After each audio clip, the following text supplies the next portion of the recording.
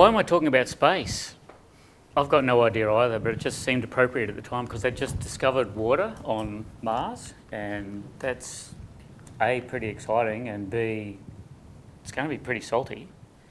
And I reckon my grandchildren, so my children are running around spending ridiculous amounts of money on Himalayan rock salt. My grandchildren will probably be spending ridiculous amounts of money on Martian salt to sprinkle on their whatever's the replacement for quinoa, because my grandchildren are all going to be hipsters, of course. So,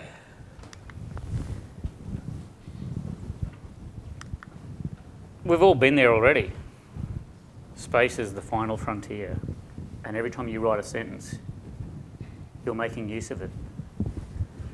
Matt Damon's been to space too, apparently, and he's on the screen.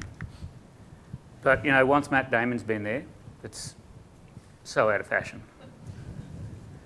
So I'm telling you to forget Mars. Let's focus on something where Matt Damon probably hasn't been. Maybe Winton, because it does look a lot like Mars. Have you been to Winton? Yeah. When was the last time it rained in Winton? It rains and then it's really, really green for 4 days, and then it looks like Mars, perhaps with the odd tree, which is usually dead. And perhaps they both support life, but just not as we know it. So I'm going to then go on to a place where I'm pretty sure Matt Damon hasn't been, inside a sorghum grain.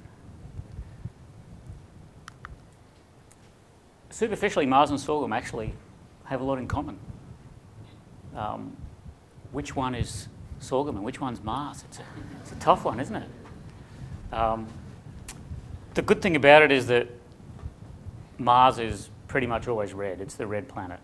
Sorghum comes in lots and lots of pretty colours. So it has a lot of diversity about it. One thing I do know is that there's definitely life on sorghum.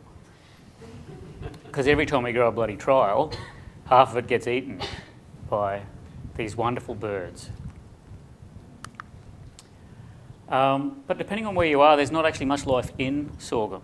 And this is not unique to sorghum because cereals in general have a large component of the seed which is dead. This large component here, is called the endosperm. Now this is a textbook version of what sorghum's supposed to look like. So this is the embryo here. This is the bit that basically is alive. It's what the seed is really for in nature. It's so that it can grow to be another sorghum plant. Most of the endosperm, except for those bits right up against the embryo and the very outer layers of it, is dead. So most of the cells are no longer alive inside a sorghum grain or a cereal grain. And one of the reasons for that is because, like Mars, there's not a lot of water. So these things are desiccated down to such a degree that the cell membranes that actually maintain life have all basically died. So the cells, you can see the cell structures there, but they're no longer living cells. I'm going to use a couple of terms just to bedazzle you. On this textbook, it says the outside part of the sorghum, of the grain here, is glassy endosperm. It's often also called vitreous or corneous endosperm. It's hard. This bit in the middle, the flowery endosperm, also known as chalky, it's a lot softer and crumblier. Big reasons for that, which I hope will become apparent, is in the middle part, this chalky endosperm, there's very little protein and it's mostly just starch. The outside has got a lot more protein on it, and particularly right around the outside there's quite a layer of protein. So now we're going to actually go inside and look at what it really looks like. So this is SEM, and so it's electron microscopy. It's scanning electron microscopy. The way in which these are prepared is, well, after being fixed and dried and all that sort of stuff, we have to have a way of actually coating them with something where when we bounce electrons onto it, we'll get an image. So most commonly that involves coating with something like gold. So these are actually the inside of a sorghum grain, which has been broken And then we've coated it in gold and we can see what it looks like. So I'm showing you two separate views. This is actually the outer cell layers. So the seed coat, which we call the pericarp, and the alurone. If you look at the textbook view, there is also a layer called the tester. Australian sorghums do not have a tester. The tester layer is controlled by very simple genetics, and the tester layer is actually filled with tannins. And in Australia, we don't like high tannin sorghums, so we've got mutants that do not have a tester layer, so they're low tannin sorghums. The other features I'll get you to look at, and I'll go on this side. We've got large lumps and we've got these small bumps. The large things are the starch granules. So the starch granules are around 20 microns or more in size. The little ones, these little dots here, these are the protein bodies. So you can see the protein bodies are clustered in a sort of a matrix around the granules. You can see it's so tightly bound. So this is in corneous endosperm. They're so tightly bound that when you pull the grain apart to get your SEM, they leave indentation. So the starch granules have the appearance of being a golf ball, and that's because that's where the protein body was. Sometimes when you pull them apart, and that's what's happened over here, things are held in so tightly that you actually fracture the starch granules. So these large surfaces here are part of a fraction. So if you can imagine one of these being broken in half, what we're looking at is that breakage line there on the SEM.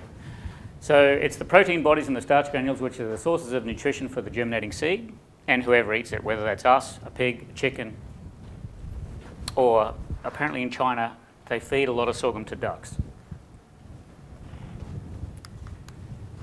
So just to think about what it looks like when it's developing, so this is now TEM, so this is sections. This is transmission electron microscopy. So we're actually looking at thin sections. It's as we have found, it's pretty hard. It's not impossible, but it is hard to get really good thin sections of mature grain. It's just too hard. But when the grain's developing, these are the starch granules. You'll see the starch granules are of various different sizes. Our theory is that these are the starch granules that started to develop earlier. These are later ones. Whether they end up being the same size depends on a few things, possibly to do with how the sorghum's growing, is it under drought, etc., etc.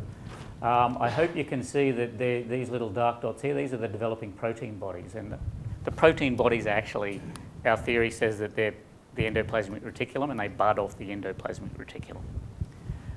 The starch granules, most of them were in a myeloplast, the sorts of things that in a leaf would have been a chloroplast. And you can see quite clearly here cell walls dividing those. So you've probably, because a lot of you are something to do with QAAFI, you've heard a little bit about sorghum before because there seems to be a number of people who are interested in it for whatever reason. But you should know that it's drought tolerant, it's highly heat tolerant, and those two reasons are the reasons why we grow a lot of sorghum in Queensland. We are not growing sorghum in Queensland because it is the ultimate crop for human food and nutrition or because it's the ultimate crop for animal nutrition. We are growing sorghum because we can't grow other things. Most end users would probably prefer us to grow maize, but we can't grow maize. Even when we've got irrigation, it's really hard to grow maize in places like Northern Australia. And the reason for that is because the temperature gets up to 35 degrees and maize pollen just becomes totally infertile. And so many farmers have tried to grow maize in Queensland on a number of occasions, and most of the time they've got pretty low yields and really low seed set. So it's a tough one to grow. It'll produce grain in low yielding environments, that's why we grow it, but unbeknownst to many people, because you wouldn't notice it when you go out and see grain sorghum growing in most parts of Queensland, sorghum is capable of producing really high biomass. If you grow it under ideal irrigated conditions, it'll produce just as much biomass in a shorter period of time as sugarcane can. So you can get up to 35 tonnes per hectare of biomass from a sorghum crop within a few months. And it's a major staple. This is the world's most expensive window cleaner. Its generic term is beiju. I think that's because that's the noise most Australians make when we actually try to drink it. This one's called Maltai. A 500 ml bottle will cost you duty free about $150 US. But it's really good for cleaning windows. It's streak free. It's perfect. It smells like vodka that someone has put fermented straw and really, really old banana skins in it. You're really selling it. I know. So all I'm saying is, unless you've grown up with this stuff, save your money. But it's very popular. This is another stuff that some of my colleagues don't like. This is a Ethiopian injera. It's a fermented flatbread. It's a little bit like a flat crumpet with a sour taste to it, and I quite like it, but a lot of my colleagues I know who go to Ethiopia complain about after they've eaten injera for 3 days, they're ready to eat anything else. So I've really sold the palatability of sorghum to you, but 500 million people every day around the globe rely on sorghum as a food.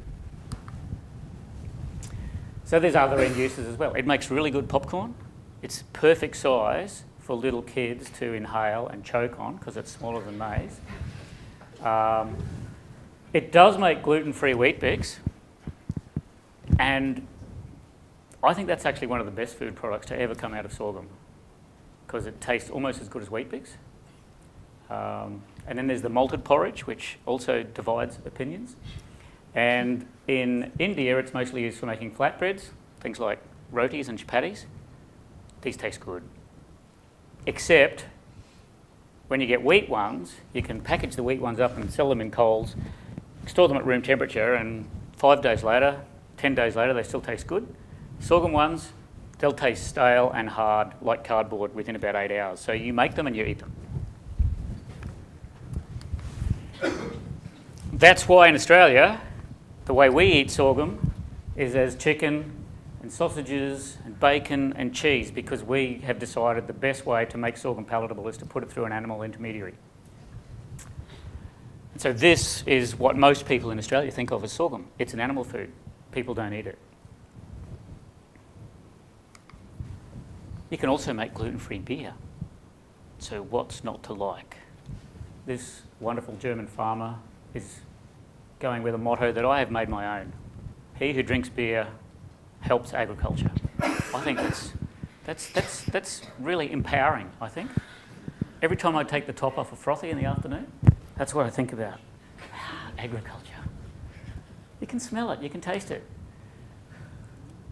So much so that we did a display at Science Week to get people to taste sorghum beer, and a lot of people actually liked it. And it is gluten-free, so there is a market for it. But unfortunately, sorghum is the least digestible cereal for most monogastric animals. So for people, pigs, etc., sorghum's got a few problems. The problems are, compared to the other cereals, it has lower starch digestibility. It has lower protein digestibility. It has a higher starch gelatinization temperature, which means a few things. It means from a processing point of view that can create difficulties. It also means that we actually have to get starch into solution, in other words, gelatinized, before we can digest it. So it takes longer to get into a state where we can actually digest it. The protein starch matrix is highly protease resistant, so if you can't break down the protein, it's really hard to get at the starch as well. And it does suffer from a small and variable grain size, because compared to the other cereals, it's got a smaller grain. And when that grain size is variable, processes, whether they're for human use or animal use, it creates problems. And it's all because of this matrix. So what we're aiming to do is take some approaches to break down the starch protein matrix to actually make sorghum more digestible. So what are we doing about it? Well, we can exploit genetic diversity, we can use genomics approaches, we can do trait association, and that's all good because all of those things can go into organic agriculture, which is wonderful. Or we can make new genetic diversity by making transgenics, which can't go into organic agriculture because if you do something with DNA, obviously that's not organic. Or we can use wild relatives for this new genetic diversity. So I'll lead you through a little bit of some of the stuff that we've been doing with genomics, and as you'll see through there, this is, when I say we, I don't do anything. I write grant proposals, I stand in front of people and talk, I proofread their manuscripts, and sometimes I even get grants funded. Amazing. So we just use next-gen sequencing, like everyone else is, and sequence 44 sorghum genomes. So this was a collaboration with BGI in Shenzhen in China, and with our colleagues in QAAFI and DAF. You've probably seen some of this before, but we have, this is our picture of sorghum. From a common ancestor, there was the wild progenitors of sorghum, which we know as the Verticilliflorums. There's an Asian species of sorghum, Sorghum propinquum, which crosses quite readily with the other sorghums, but it is a different species, so that's found in Southeast Asia and southern China. There are intermediate or weedy forms of this Verticilliflorium, but there was a domestication event. We don't know when it happened, but sorghum appears to have been domesticated maybe 7,000, maybe 8,000 years ago. And from there, with breeding, we've got improved land races. There's always been this potential idea that maybe there was a second domestication. The textbooks won't tell you that. The textbooks will say sorghum was domesticated in Ethiopia and Sudan, so East Africa, the Horn of Africa. That's where sorghum comes from. What we do know after sequencing these whole genomes is a couple of things, is that even within modern breeding programs, the racial structures of sorghum are largely maintained within modern breeding. So there's a lot of mixing up that could have happened that we haven't actually done as yet. We also know that this group, the Guinea Margaritiferums, which come from West Africa, mostly the French-speaking parts of West Africa, are very distinct. That's them here. They fall out into a totally separate group. Is this evidence of a distinct domestication? The French have always said yes, they are.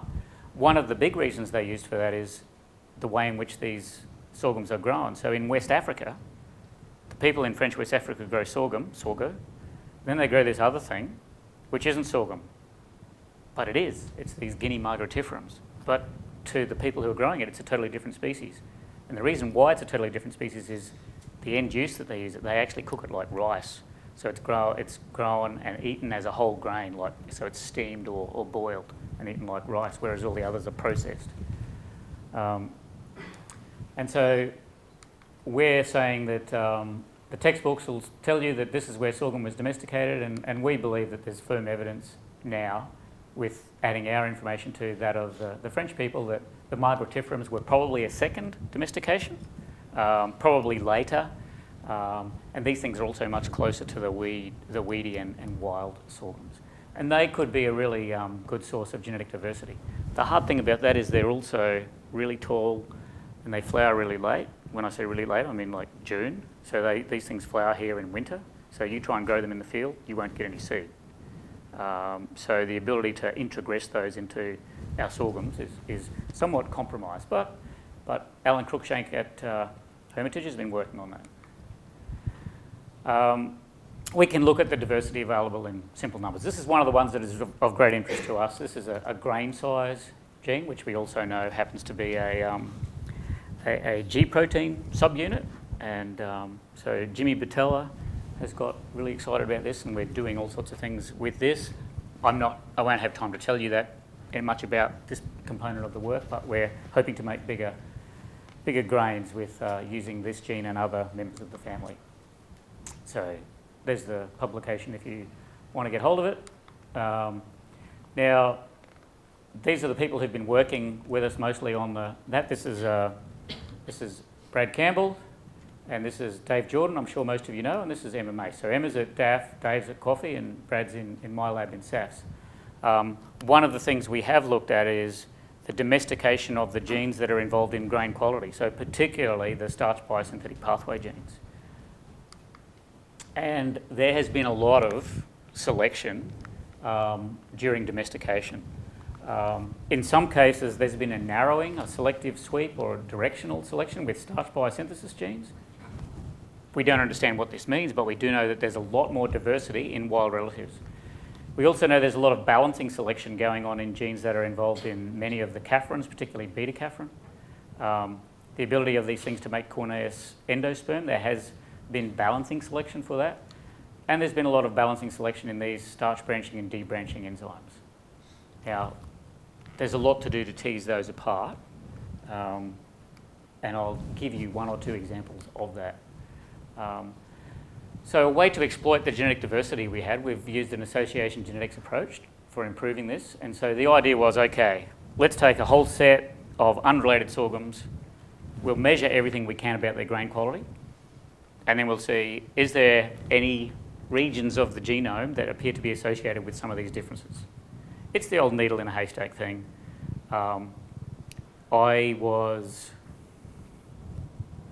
cynical. I thought, we're going to find there's 80 regions of the genome that are involved in grain quality and it's not going to help us. I was wrong.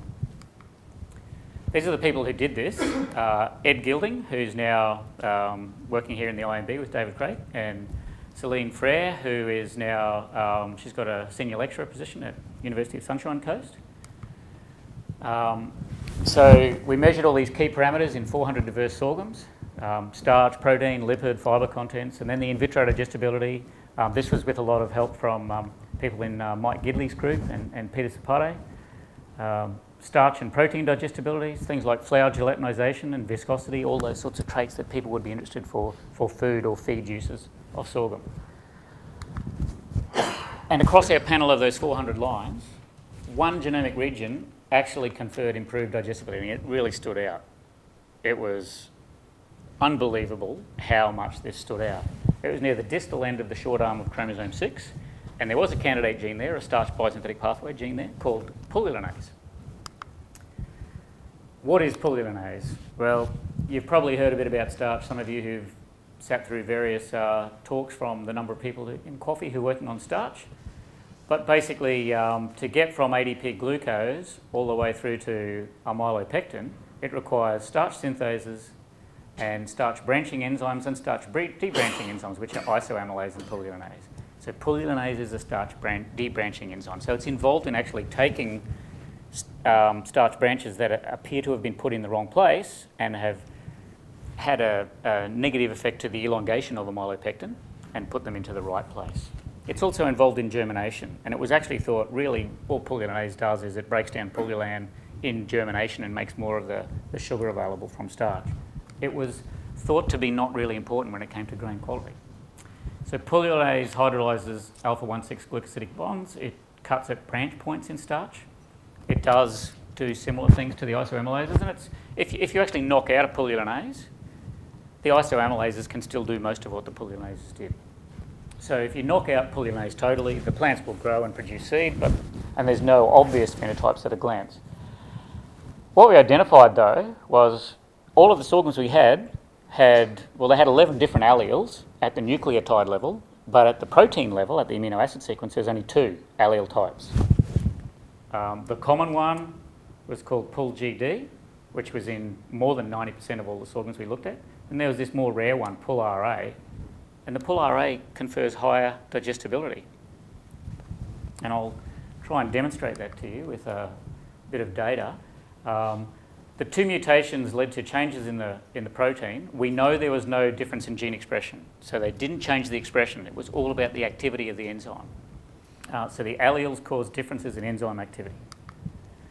And what we do know from the work that Ed did was increase in pulylanase activity during grain fill leads to an increase in digestibility. And we were able to make some near-isogenic lines, so F6 near-isogenic lines.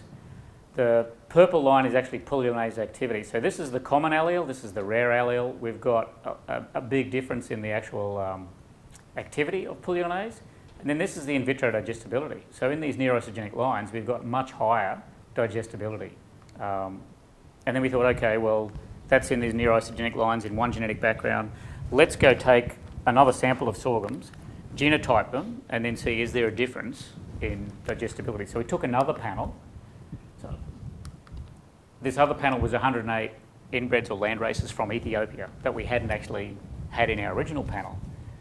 And the effect is actually retained. It's not as large an effect, but still the lines that had the PUL-RA allele, they all had a higher level of pulylanase activity in developing grain, and they all had a higher in vitro digestibility. So that was pretty exciting. So we published that after a long-winded process with I think nearly every single Nature journal known to man, except probably we didn't try and submit it to Nature Medicine, but I think all the others we did. Why does this polymerase make the difference? Well, so the obvious person to ask was Bob Gilbert. So we said, Bob, why does polymerase make this difference? And he said, polymerase isn't important. It doesn't make any difference. We said, no, it does. Have a look at this. He said, oh, all right. So we had a student together, Peng Li, and he actually did some analyses on this, and he showed that, okay, the grains of the RA nils and the GD nils look exactly the same. But the RA nils have a higher starch content, markedly higher. And even when we've grown these in subsequent seasons, every season we get a 3 to 5% difference in starch content. There are differences in amylopectin structure and size, and the amylose is more branched. What this, I'll try and give you a geneticist's explanation for what this is. This is a series of lines in different colours. There's a purple one and a blue one, and that's your standard issue sorghum. This is the amylose peak. This is the amylopectin peak. This is what happens in the RA line. A shift to the right on the amylopectin peak shows you that the amylopectin molecules have the same degree of branching, but they're bigger. So the amylopectin molecules are bigger. What this shift, we haven't got a shift to the right or the left, but we've got a shift upwards. What this actually says is that the amylose is more branched. So the amylose on a molecular size is about the same, but it's more branched. So we've got more branches in the amylose, and the amylopectin is bigger. So this is having a major effect on starch quality. And then we thought, okay, well, let's have a look. So here's some SEM. This is the chalky endosperm, right in the middle of the grain. As you can see, there's a lot of starch granules. You can see the old cell walls here as well. There's not a lot of evidence of that protein matrix. So this is typical of the flowery or chalky endosperm. So this is what it looks like in a standard sorghum. I think you can see in the RA lines, remember these things only differ in one gene. These things are much more tightly packed. So the starch granules appear to be more tightly packed in the in the chalky endosperm of the grain, which could also explain why they've got a higher starch content. I don't want to ignore the proteins. The seed storage proteins of sorghum are called KAFIRINs. They're really important too. We have already identified some natural beta-caffrin null mutants, and then Julia Kramer did some great work in her PhD on looking at different allelic diversity and demonstrating what effect these had on the ability to convert the grain into ethanol. And there were certain combinations of KAFIRINs that really gave us a much higher fermentation, basically alcohol yield, which that was from a point of view of alcohol that we were going to put into cars. But if we want to do the Chinese stuff that is good for cleaning your windows, this helps us as well. Now I'm going to talk about the transgenic approaches. For those of you who only eat organic stuff, I won't be offended if you leave the room now. I probably will be a bit off-put if you throw something at me. But the first problem we had about sorghum was transforming it. Now, we have worked on transgenic sorghum for many, many years, labouring away, getting about a 1% transformation efficiency, which meant that when we wanted to get transgenic lines, we had to put a lot of effort into it. This guy, Lou, came along and he said, no worries, leave it to me. That's just sort of the way he is. And everyone laughed behind his back. And then he came back and he said, I've got the transformation working a little bit better, about 20 times better, and sometimes on a good day it's about 25 times better. So now we've got a system where we can actually make large numbers of transgenic sorghums. So it's a good and bad thing. We've now got a situation where we've got glass houses full of transgenic sorghum and not enough people to actually analyse them. So I guess that's a good position to be in. And we're paying about $25,000 a year for glasshouse space, which Lee tells me is nothing compared to his bill. To just very briefly talk about the system, we use, and I'm using the term we for, these people sitting here, they do it all. But they tell me and show me photographs and say, that they use immature embryos and they get callus, and that's what they bombard. And they put the callus on selection. Most of the calli will die. Only those that have got the NPT2 gene, which allows them to grow on an antibiotic called geneticin, will actually form a shoot. That's then put onto a rooting medium, again with the geneticin in there. If it forms roots on geneticin, we're pretty confident it's transgenic. Some of them will glow in the dark because we use GFP, so yada, yada, yada. A fairly straightforward plant transgenic system. And it works with a really, really wide range of sorghum genotypes. It works really well for TX430. There's another one called TX430 it works just as well with, and then TX430 is pretty good as well. Yeah, so we do all our work on TX430. So what can we do? Well, the first target we had was altering the expression of KAFIRIN and starch biosynthesis genes. I won't bore you with our first attempt, but I'll just tell you that our first attempt to improve the digestibility of sorghum was fantastic. We had an 8% increase in digestibility. Awesome. After the seed was 3 months old, none of it germinated. So that shows we're on a learning curve here, but we're getting close to actually doing something with it. But now we've got, thanks to a number of people's work, we've got vectors where we can get expression of whatever gene we want in the whole grain. We've got things that will work predominantly only in the embryo. We've got things that will work predominantly only in the endosperm. So we can actually target gene expression to particular components. We'd like to be able to get down to a subcellular imaging. And you can see here, so this is GFP in a mature sorghum grain. So this is an endosperm. This is with a ubiquitin promoter, which will be expressed throughout the entire grain. This is the alpha KAFIRIN promoter, which should only express GFP in protein bodies. It'd be really nice to be able to say, well, this is actually just the protein matrix that's expressing the genes, but we can't, with our current confocal microscope, get down to that sub-1 micron type of level to be able to know whether this is definitely the case. So Kyle has been spending quite a bit of his time over at TRI with Fiona Simpson, and there's this thing called a spinning disc confocal doodah thingamajig. That's what it is, isn't it, Kyle? Yeah. And there's 3 of these in the world, 2 of them in the US and one's right here just across the river. They've also got this other microscope that we might use as well, which has 3 laser beams that focus on one position. And when they turn it on, it brings down the power supply to the whole building so all the lights dim and all the phones get knocked out. So it better give us some pretty good pictures, eh?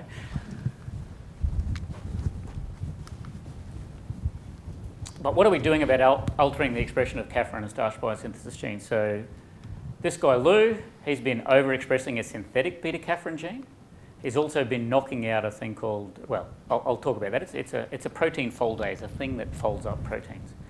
Azil has been knocking out the expression of starch branching enzymes to change amylose and amylopectin ratios and change the molecular configurations of starch. And Cheng Li was working on making some synthetic starch branching enzymes with altered binding sites to change how they actually made branches on starch. Azila's work is still in progress, so I'm not going to report too much on that, but I'll talk a little bit about what some of Lou's stuff's been going on with. What we do know is, so I haven't put that on. Oh, yes, I have. These are protein bodies. So this is 1 micron. So these are bunches of protein bodies. These are this is the wild type, and these are ones that are expressing a synthetic beta-KAFIRIN. The synthetic beta-KAFIRIN has been altered at 10 different places, or at 11, Lou? 10 or 11. Doesn't matter, make up a number. It's been altered so that it folds differently and therefore is more susceptible to protease activity.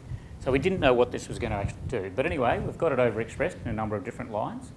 I'm not sure if you can see it in this light, but these things are, we've changed the actual way in which the protein bodies are, and they do have this irregular periphery, as you can see under TEM.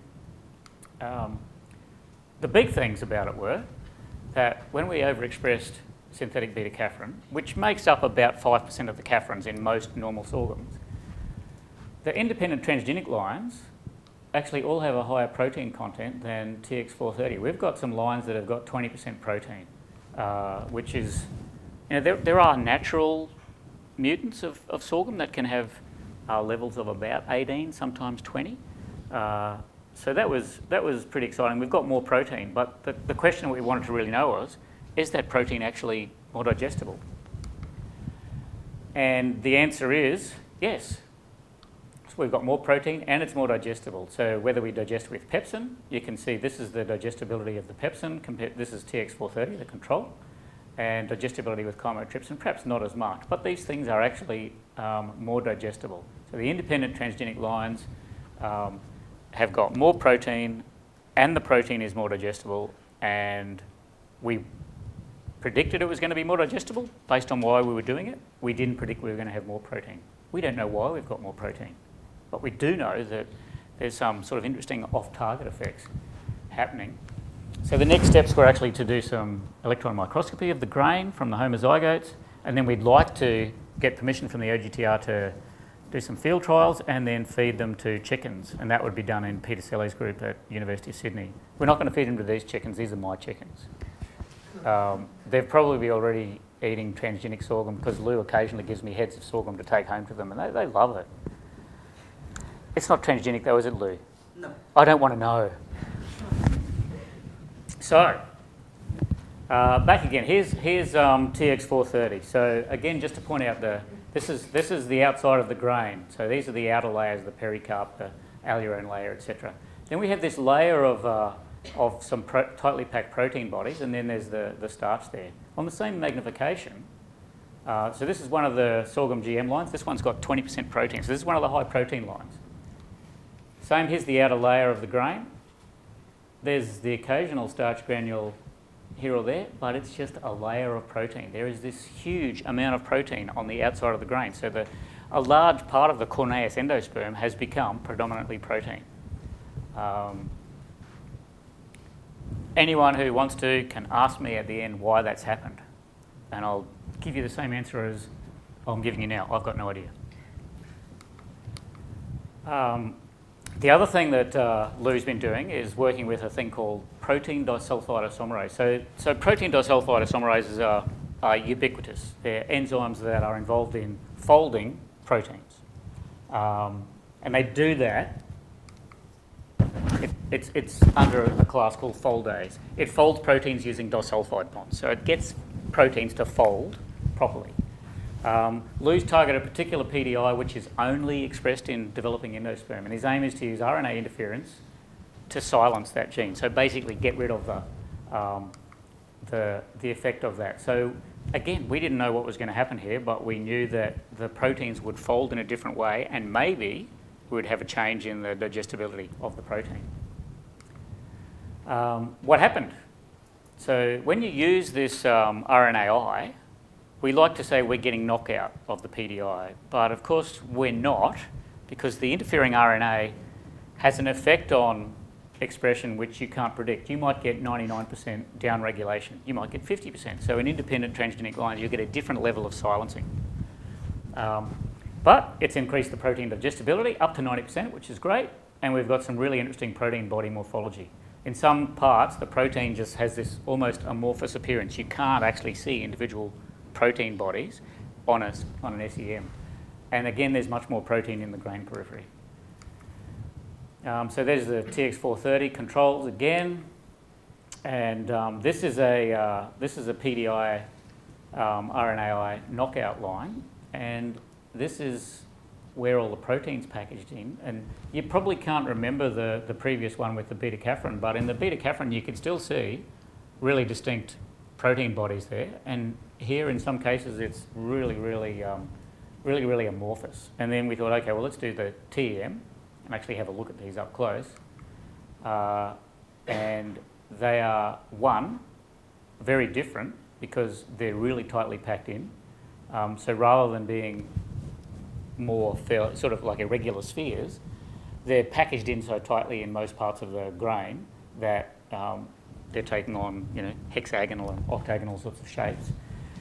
You'll also notice there's a lot of these denser sort of inclusions in them, which is quite unusual. And another thing I'll point out is protein bodies tend to be about 1 micron size maximum.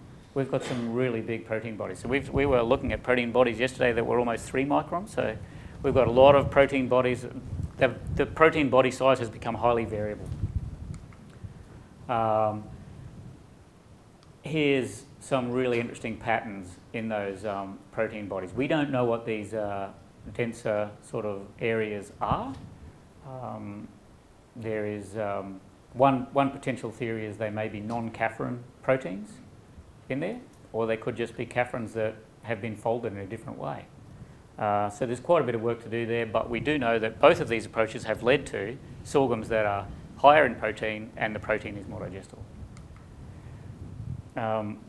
Projects that I haven't got time to talk about are our increasing grain size and increasing the grain starch. So these are projects with Jimmy Batella and Eric Van Oostrom's been great in the fieldwork side of this sort of stuff and the physiology. And so Steve Mudge and Yuri Trusov have been the postdocs who are working on the project with me and Jimmy Batella on that. And I'll finish off by thanking all the people who have done this work and a whole host of people who I've been lucky enough to collaborate with. And the people in bold are the people who have done something that has contributed to what I talked about today. Belle and Eugene are more working on nitrogen use efficiency. And Karen's done bugger all because she just started today. Okay, thank you.